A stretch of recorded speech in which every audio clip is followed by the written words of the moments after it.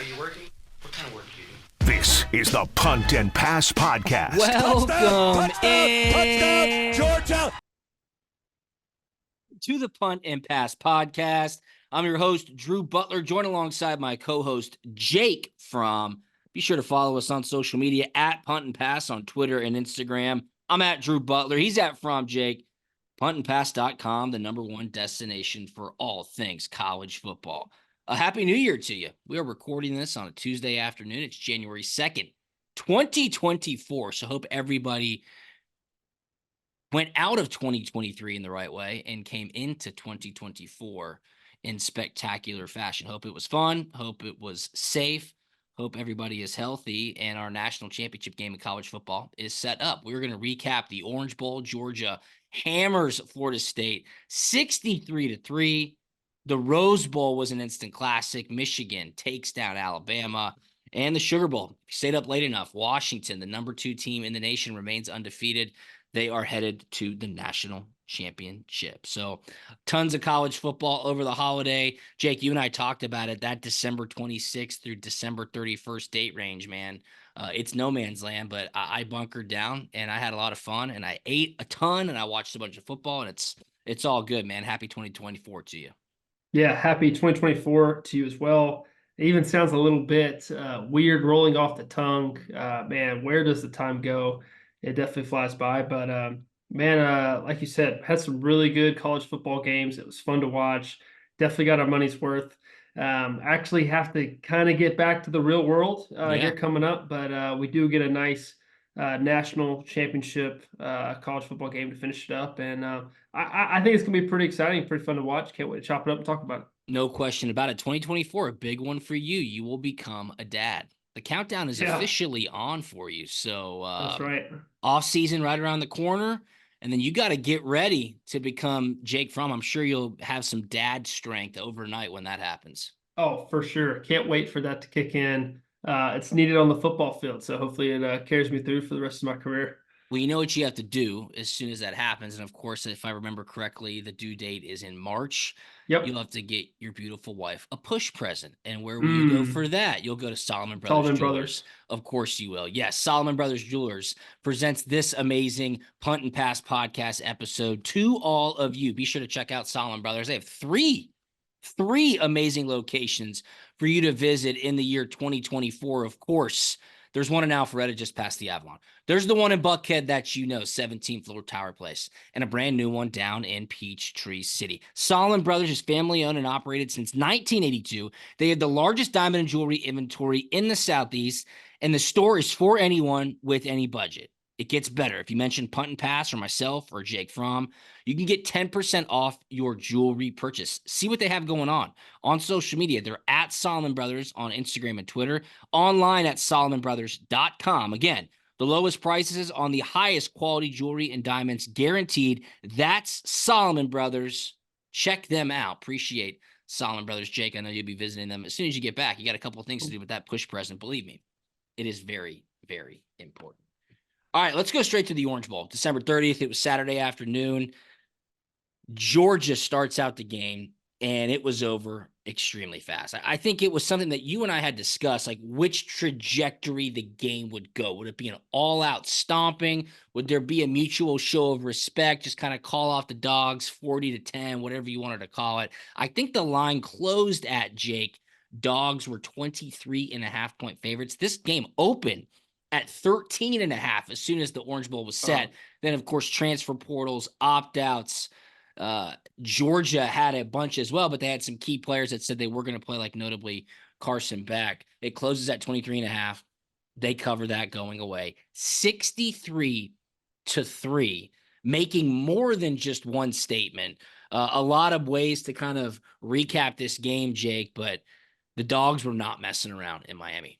No, not at all. Just quick tangent here while you're talking about it. I wonder what the largest line increase that has ever happened before. I mean, like that's big. That's 10 points. That's a lot of points to happen in such a short time frame and span. So that was crazy. The game was also crazy. Just complete domination. Reminded me of the Georgia team of old.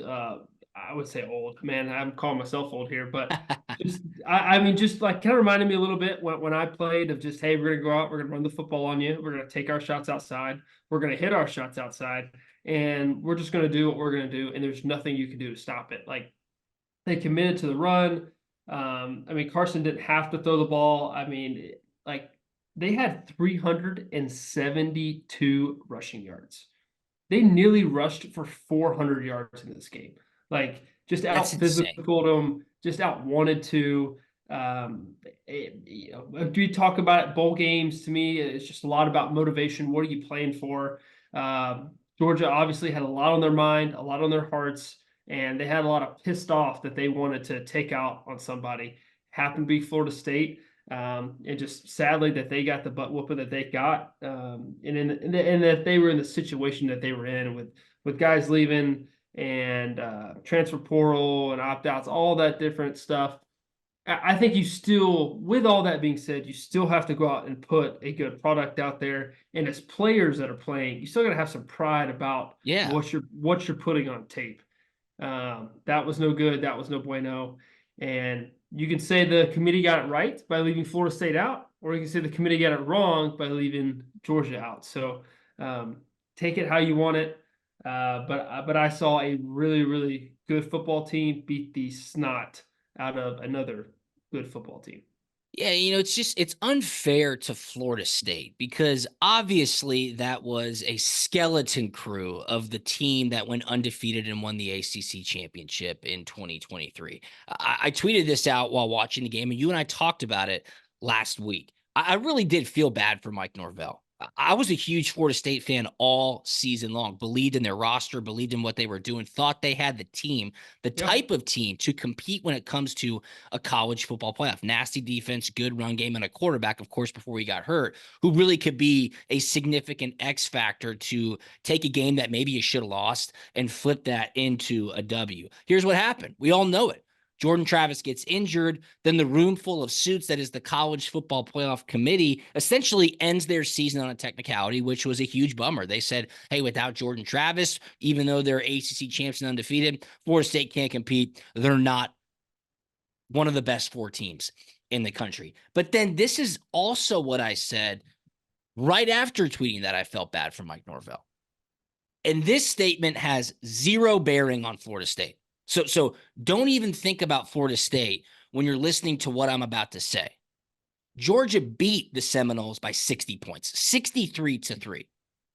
The College Football Playoff Committee still has not addressed moving Georgia 5 spots back to number 6 after they lost the SEC championship game by 3 points on a neutral field. Again, what they did to Florida State has nothing to do with that statement. But what Georgia showed and what Kirby Smart obviously wanted to prove was that if the committee's going to say they were looking for the 4 best teams, well, then Georgia, by doing what they did on the field, I don't know if any team could have beat Florida State, even with the skeleton crew, by 60 points. And they really called the Dogs off about midway through the third quarter. Georgia made a statement to say, hey, we were one of the 4 best teams. Hey, we do have a great culture. Hey, we have a lot of buy-in in Athens. We're coming to win this game. So I was at Publix picking up a couple of things, shout out a buffalo chicken tender pub sub. Those things were dangerous. Picked up one of those before the game. So I throw on 750. Publix is 5 minutes from my house. It's right before kickoff. And Neil Hondo Williamson throws it down to DJ Shockley. Hey, he's with Coach Smart. And Kirby, was given kind of his short, right before pregame kickoff speeches to DJ, and now this is getting picked up. But he says, and all the broadcast team was talking about pregame was there's nobody in the stadium. They were like, weather's kind of overcast. There's nobody in the stadium. There's a lot of Florida State people. They were essentially setting up a scene where it was like not a very conducive place to play a football game. So DJ Shockley goes to Kirby Smart and says, Coach, what do you feel about this game? And I'm listening, and he says, yeah, we don't care if there's nobody in this bitch. We're here to play and win the game. And I was like, wow. He said that before the game. I go, okay, I think Georgia's going to be a pretty safe play in this game. They were on a mission. They accomplished that mission. And then after the game, Jake, Kirby, extremely candid in his post-game press conference, he says college football needs to figure out what they want to do about bowl games, because what happened here today is a direct referendum on the situation that we're in. He acknowledges that things are different and that it's okay for things to be different, but there needs to be leadership in college football to say, what do you want from bowl games? Because it was unfair to the guys on Florida State who did play the game for essentially every single one of their statistical leaders across the board not to play. They get left with the JV team out there and got their pants pulled down by Georgia. Like what do they do? Like what are the answers? Saw something, is bowl week 0. I don't like that. So everybody's that. I don't like that either. I'm not a fan of that. I saw something where it's like, hey, you move everything else back, move what I'm thinking, recruiting, move up the recruiting signing day, move all that stuff back and after the national championship. Yeah, I like that. And then that way, and you kind of bump everything else back up. The championship weekend is played earlier. Bowl game happens sooner, and then it just everything starts to roll and flow a lot more quicker, a lot more to rival the NFL playoffs, right? Like yeah. There's a bye week, and you get right back into it. You don't lose the swing of things. There's not this gigantic break in play. Kind of own the schedule that way too. Like you just start bumping back the calendar in college football. There's a whole season dedicated to transfer portal. Now there's a whole season dedicated to that signing day. That December 20th signing day, it's so stupid. It doesn't make any sense, and it's unfair to the coaches if you want to have sympathy or empathy for them. But Jake, I totally agree with you. What do you do? Now when I was playing, many, many moons ago, we got to go to a Sugar Bowl. That was a huge celebration. Yeah. We got to go to an Independence Bowl. That wasn't as much of a celebration. We got to go to a Liberty Bowl. Okay. And then my senior year, we went to the Outback Bowl. That was fun. Bowl games used to be a big celebration. It was a reward for winning 6+ games. You got your gifts. You got your big travel stipend. You got a couple of nights off. It was a hat tip to a phenomenal season. How do you get that back? Because that is certainly gone. Yeah. Do you, in the new age of NIL, create some sort of sponsorship dollar player pool where now you're incentivized to play the game because there is a paycheck waiting for you after the game? I think that could certainly work. Could the sponsors come up with that money? I have no idea, but there has to be some sort of incentive in which, one, you make a bowl game, you're being rewarded. Yeah. 2, you want to be there. I mean, money is the great motivator for most people. I think if you told each player, hey, if you play in the game, you get $2,500 cash or whatever the number is, couldn't be something nominal like a couple $100. It'd have to be probably 4 figures. I think a lot of people would be amped up to go. Hey, I want to play. I want that paycheck. And then also, if you did move back the signing day, like you just alluded to, Jake, I think what bowl season becomes is truly an exhibition for a lot of these guys, much like week 17 and 18 in the NFL is for potential free agents. Hey, man, I want to play. I want to put good tape out there. I want to up my value in the market. I want to attract other suitors to take me if I'm looking to go elsewhere. You could accomplish those things with the right setup, but ultimately what sucks, Jake, is there's no leadership in college football. So these types of creative ideas don't even get brought to the table. Yeah, no, you're exactly right. I think the feeling and the feel good around bowl games are just lost. Like I feel like my era was kind of a transition. Like we all felt pissed off. No offense to the Sugar Bowl, for being in the Sugar Bowl. Like, man, we were the first team out 2 years in a row, and it sucked. Nobody wanted to be there, especially the first year when we played Texas. We're like, man, this sucks. We shouldn't be here. And nobody took it serious and wanted to be there. Now, we definitely learned from our mistakes the next year when we played Baylor in the Sugar Bowl, but it's the bowl games have lost their luster a little bit. No question. And just I wonder if it's a culture thing and everything. So me, because the whole, hey man, let's go down there as a team, hang out, enjoy this last week that we have together. It's just gone, right? Nobody has that anymore.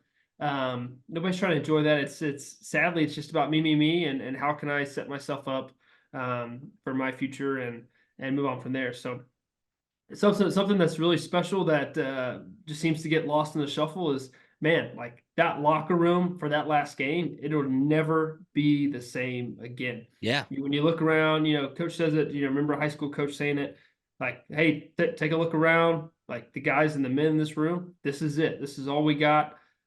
Play for these guys. Let's go out and really just enjoy it. But we've seen to have lost that kind of feeling and motivation for the game. It's such a cliche thing that every coach says, but it's so true. Oftentimes, the biggest cliches are the most true. In every football locker room that I've been in, that exact same thing is said after the last game. Take a look around. This is the last time that this group of men or people will be together on the same team. So it's interesting where college football goes. Look, man, I have no idea. Thankfully, the college football playoff semifinal games were great. In years past, it hasn't necessarily been that way. There have been some big blowouts, then it sets up kind of an anticlimactic national championship game. But kind of transitioning into what happened in the Rose Bowl and Sugar Bowl, recapping and finishing up our recap on the Orange Bowl, I would definitely say that Georgia solidified, even though it was against a much lesser opponent, that they were one of the 4 best teams. And that's what made it tough for the committee to say we went with the 4 best teams when they put Florida State at 5 in front of Georgia. Well, clearly that wasn't Florida State, the number 5 team that played. That was a different Florida State team. Yeah. But Georgia was like, no. We had 4 weeks to get healthy. We have some serious ball players. We almost rushed for 400 yards. Kendall Milton got player of the game after playing for like 17 minutes, ran for over 100, 2 touchdowns. They couldn't even tackle him. Carson Beck, highly efficient. Georgia did what they did. They ended on a great note. They're Orange Bowl champions, and they are on to 2024. Okay, let's talk about the Rose Bowl, because this game, Michigan versus Alabama, was the one that a lot of people had their sights set on when New Year's Day came around. Number 1 Michigan against number 4 Alabama in Pasadena, and it closed Michigan a 2-point favorite. I was back and forth on this game. I think I even texted to you, Jake. I was like, I have no feel. I have no feel on this game. If I had to, I'd be a simpleton and take the points to Alabama. But this is what I did think. With the amount of time off, 4 weeks off for Alabama, one makes the argument, hey, Saban with that much time to prepare, it's a no-brainer. I was trying to make the argument, Jalen Milroe was playing with such confidence and such momentum that 4 weeks off might hurt this guy and this Alabama offense that had been rolling. And Michigan's defense came to play, man. 4 sacks in the first, 15 minutes of the game. Oh, yeah. That was insane. They stifled the run. Alabama really didn't have many answers for them. And then Michigan has a great drive at the end of the game to force it to overtime. Of course, Michigan wins 27-20 in overtime. But I guess let's just start with, what were your overall thoughts? It was a really, really good game. Yeah. I loved what you said. Completely agree, and definitely would have agreed in talking in a past tense setting that we would have thought Saban would have come in with a much better plan. But after watching the first 30 minutes of the game, that was not true. No, man, like Harbaugh and the offense, they did a fantastic job. Shifts, motions, tons of eye candy for the defense. Tons. Very, very creative in the run game. And then on the defensive side of the ball, they got after the quarterback. So they saw what Georgia did, and they said, gotta get after him. We can't do that. So they just were bringing 5-man hits, bringing 5 guys. Normally you bring 4. They were always bringing extra, and they collapsed the pocket and didn't allow a gap for Jalen Milroe to sneak through and slip through. So Jalen Milroe felt uncomfortable the entire game, and I loved this analogy that I think Kirk used in the game, but the Michigan defense played like the Ravens defense during that game. Like lots of chaos, lots of blitzing, and it's the Harbaugh brothers. Like, yeah, of course, they're gonna spitball some ideas back and forth. And man, I thought the plan that Michigan came in with, they were more aggressive. And I also agree with what you said of having the time off for Jalen Milroe. It looked like they were out of sync on offense. Just kind of slowed him down. Yeah. And could not. Honestly, the passing game felt very tough for them. Just off page with a bunch of receivers. And it was really kind of tough to watch them on offense in that first half, other than that drive they had on the plus side of the ball after a Michigan turnover. So, but the game ended up being a game of adjustments that Kirk was also saying during the game, and Alabama came out in the second half, made some adjustments, started running the ball inside zone, saw the blitzing guys and all the movement up front. They were able to crease those inside zone runs, but it's, I don't know, just the entire game, the Alabama's offense was just out of sync the entire game. But that's been the entire Alabama offense the entire season, except for one game. That's right. One game when they played Georgia, the recency bias on that game. But other than that, we got the same Alabama product we've gotten the entire season. No, you're totally right. And Michigan to start the game, you're like, what is going on? First play, McCarthy, boneheaded decision. Got saved because Caleb Downs' heel was out of bounds. You text me, how is that reviewable? And it was because the sideline judge threw his cap off, signifying, hey, he had stepped out of bounds. He was the first guy that touched the ball, so it negates the interception. Then Alabama punts. I don't know what Michigan's return man was doing. I mean, he was trying to make a play. He runs up, tries to catch it, fumbles it. That's how Alabama gets their first touchdown.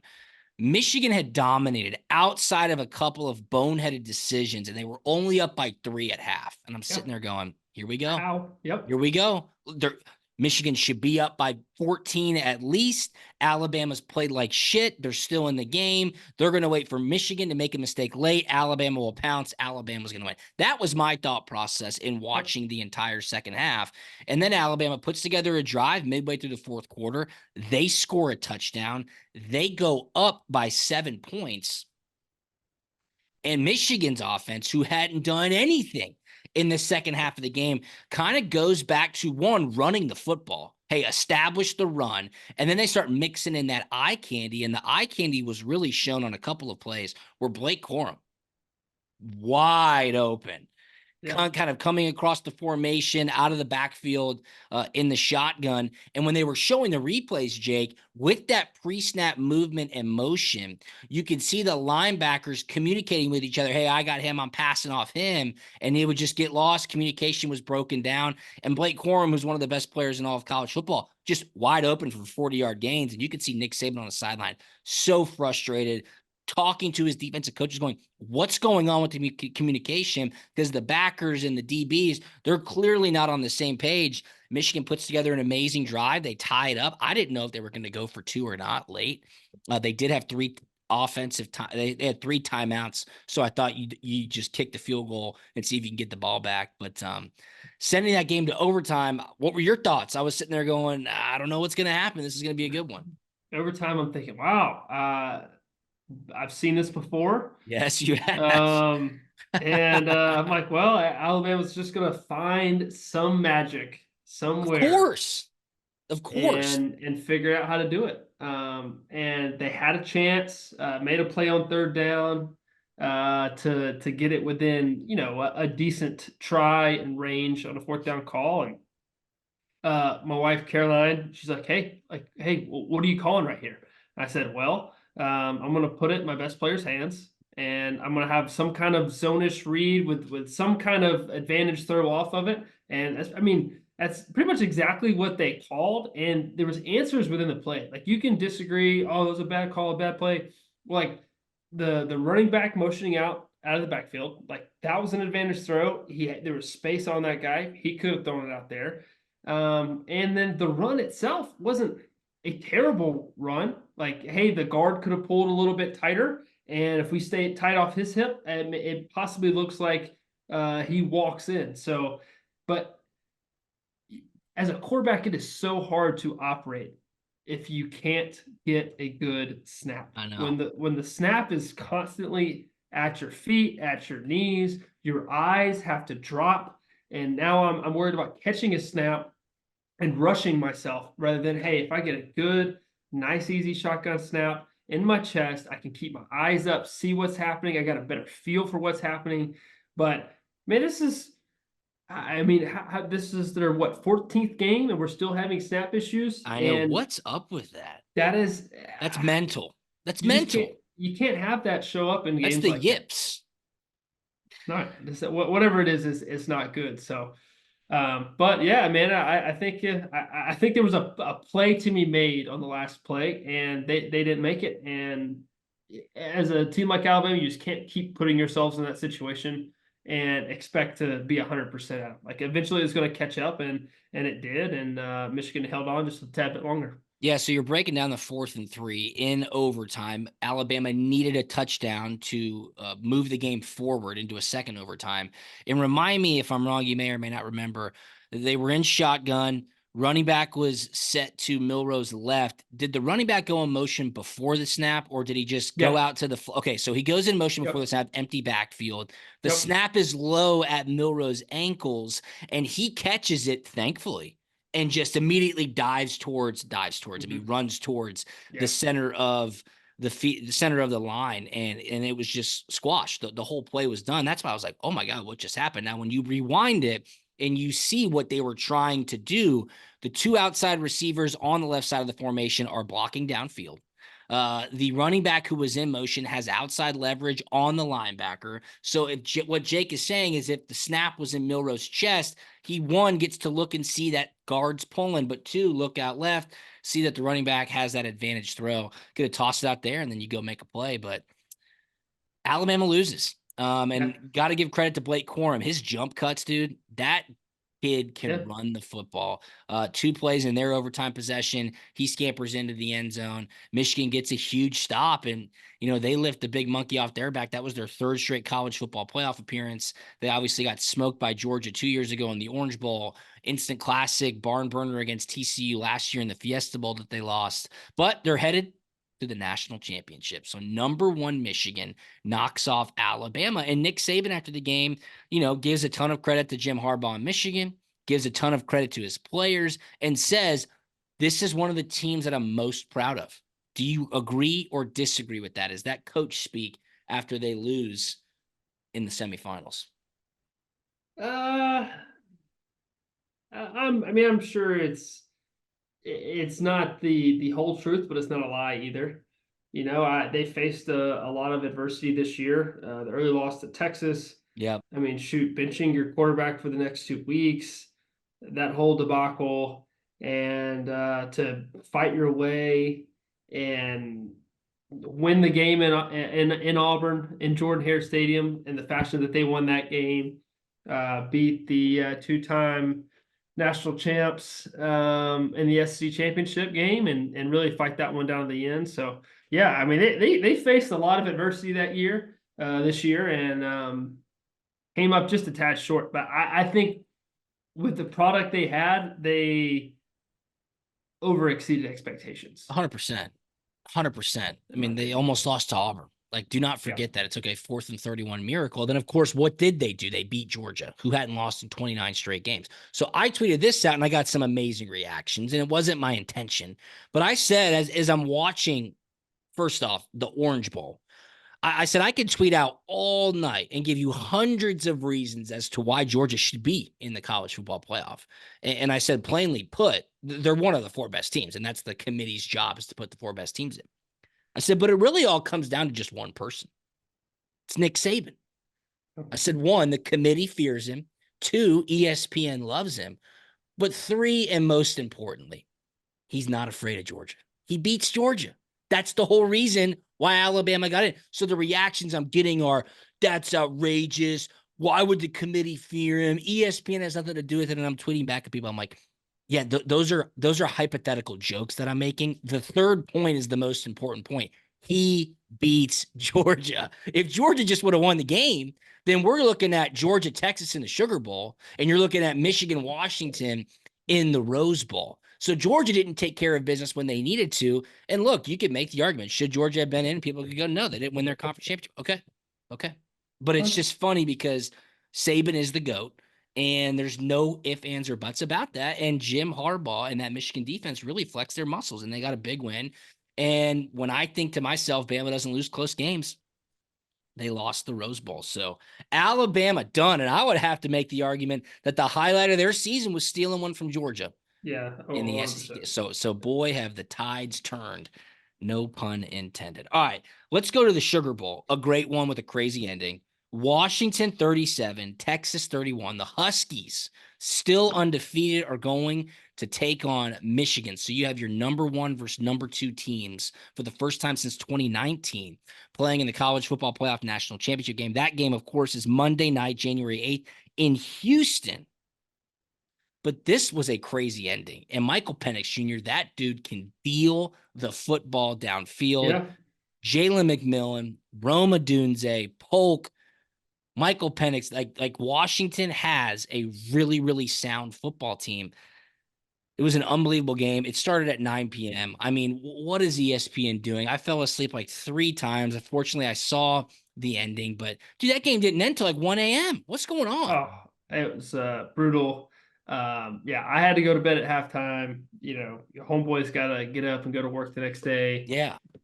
And had to catch up this morning with the guys in the locker room and watch a few highlights myself. But yeah, man, I did the ultimate deal with the Rose Bowl here. So I take my time, like I record the Rose Bowl, like when it starts. And so I'm doing my deal all day, whatever I need to do. Wife and I go out to eat. Oh, look at you. Pro move. And I really technically don't start watching that game until like 6:45, 7 o'clock. Yeah, you text me way late and you were like, how was that play reviewable? And I was like, I mean, it was like halftime. Like, what play are you talking about? Because the first half was pretty crazy. And I make sure don't check my phone. I know people are texting me. Don't look at it. I obviously do not check Twitter. And I catch up to that game and get like the live ending. So, I mean, I felt like a genius. I wish I could do that with the Sugar Bowl, but man, that was so late. But yeah, they had all day, could have definitely moved those games up. But Washington, man, after watching 3 whole games from them this year, both Oregon games and then this game, they're good. They're a good football team, man. They fly around. They're playing with a lot of juice. They got speed, they got physicality, and quarterbacks playing at an unbelievable level. And it just seems like every shot play, like they're hitting their shots.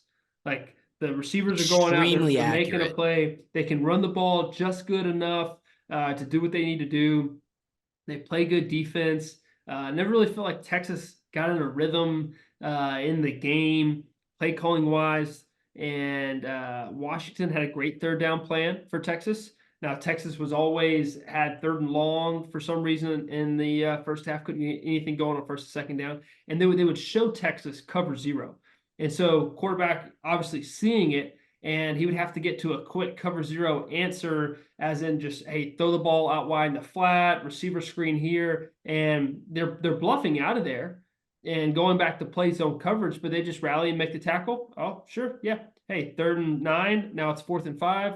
Punt it and get it back to us. So, yeah, Texas being unable to stay on schedule on 1st and 2nd down bit them a little bit in the first half. Obviously, they rallied back in the second half and got some stuff going. But I love Washington's plan. I'm loving the way they play, and I think they're a dangerous team. No question, dude. To win the championship this year. And how about that for the Pac-12? I know, on the way out. On the way out to get a national champion, have the opportunity to get a national champion is pretty sweet and pretty cool to me. Yeah, it should be a great matchup, kind of best on best. I mean, Michigan's defense, one of the tops in the nation all year long. Going into that Rose Bowl, after what the Big Ten had been doing in their bowl games, you're sitting there going, I don't know, this could be a bad showing. But Michigan really stepped up. And then when you look at how Washington attacks on offense, it should be a great matchup. I'm looking at it now. The line is out. Michigan's a 4.5-point favorite. That's too many points. That's too many points. This is going to be a close game. So I'll take the points just right now. We'll obviously break down that matchup on Thursday's episode of Punt and Pass. But Texas fights back. They're down 10 late. They kick a field goal to go down by 7. They were down 37, whatever. They kicked a field goal late. Now they're down by 6. They must have been down by 9. Excuse me. That's my Georgia math degree showing up there.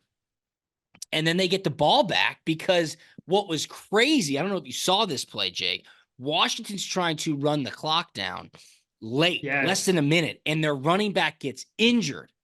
drag him off the field. I know. Man. So they You had to can't stop do the this. clock, and then they punt, and then there's a fair catch kick interference on the punt return. So that's a 10-yard penalty. All Trying of to a give it sudden, away. Texas is like, all right, we have a chance to move the ball down the field. A couple deep shots. Quinn Ewers, a great thrower of the long ball. A couple amazing toe tap catches along the sideline. And you look up, and Texas is right there with a shot to the end zone with 5 seconds left. So what does Washington's defense do? 5 seconds left, third down. They bring the house. They almost sack Quinn Ewers. He throws it out of bounds. 1 second left, fourth down. They get a playoff. He chucks it into the end zone. No bueno. So Washington wins. And a huge game. I kept hearing, and we talked about it, Texas's defense is underrated. 4th-ranked rushing defense in the country. Didn't matter. Washington, huge winner. And I think Kalen DeBoer is a great coach. Yeah, I mean, I've just been so impressed with Washington, man. I'm loving the way they play. They're playing with a lot of swagger right now, and it just doesn't matter who you throw in front of them as an opponent. They don't care because we're gonna go out, we're gonna ball, and we're gonna do us. So I'm really looking forward to this game because Yeah. I think they can throw it around the house. Just throw it around the park on Michigan and complete balls. And before you know it, man, they've taken 3 different shots and now it's 21-3. So to me, with the lack of this may sound a tad bit harsh, but for the lack of quarterback play we got in the first game, they definitely made up for it in the second game with Quinn 100%. Ewers and Michael Penix Jr. Like, hey man, we got to watch some good quarterbacks go at it, throw it in the yard, and make some crazy plays. So that was fun to watch. And both of these games were really good games. Like you can't. I'm torn between the committee get it wrong. I definitely believe Georgia should be in there, but it's a harder argument now because of the good games that we got. Yeah. Right. No, I totally agree. They both came down to the wire. Basically, whoever had the ball in their hands last, and both times the defenses stepped up and made a play. So just some good things from these games. Fun to watch. Definitely had us on our toes for sure. No question about it. Wrap it up. I got a couple of good stats for you. And Chris Marler, our buddy at Vern Funquist on Twitter, Saturday Down South, tweeted these out. In the first 8 years of the college football playoff era, the average margin of victory in the semifinal games was 21 points per game. Yeah. In the last 2 years, it's 5 points per game, with all 4 games being decided by 7 points or less, and 3 of the 4 coming down to the final play of the game. So just as it's starting to work out, we're expanding to 12 teams. The other stat, the SEC finished this season with 4 teams having 11-plus wins. That's only happened 5 times in the history of college football. Oh, yeah. And all 5 times were by the SEC, including 2012 when they finished with 5 teams with 11-plus wins. So, pretty fascinating. Pretty fascinating. Cool. I think we're set up with a great national championship game. Again, that's Monday night, so we'll preview that later on this week. It was fun, man. And now, people are back to work. The emails are popping off this morning. Jake, you guys got one more game, Week 18 coming up, hosting the Dallas Cowboys as a 4:25 p.m. kick. Jake will be suited up on the sideline in those skinny ones for the Washington Commanders. So back to reality for Mr. and Mrs. Fromm, right? Man, we're back at it, back on the grind. Just can see past this weekend and on to the off season. So we're looking forward to the baby on the way and ready for another off season. But gotta lock in and enjoy this last week. So we're absolutely excited. Lock in, and you, the listener, should lock in as well. Go visit the Solomon Brothers. Yeah, I know you probably got some gifts for Christmas or the holidays. Maybe you got some money. Money is always the best gift. If you have that money burning a hole in your pocket and you'd like to treat yourself to something nice, or somebody who you care deeply about to something nice, go to Solomon Brothers Jewelers. 3 awesome locations. One's in Alpharetta, just past the Avalon. The other is in Buckhead, 17 Floor Tower Place, in a brand new location in Peachtree City. Family owned and operated since 1982. I'm telling you right now, they have the biggest selection, the best quality, the lowest prices, and the in-store experience is what sends it all way over the top. They have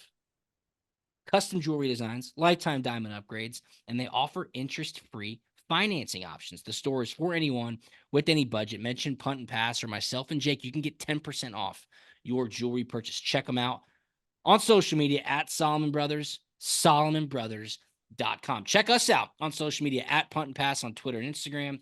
I'm at Drew Butler. He's at From Jake, puntandpass.com. Jake, anything on the way out, my man? Oh, man. One more college football game I know. left this year, man. Where does the time go? But looking forward to it. Going to be a great matchup. Look forward to seeing you guys on Thursday. Yes, sir. Everybody have a great week. Happy New Year. Happy 2024. And we will talk to you on Thursday. See you. Yep.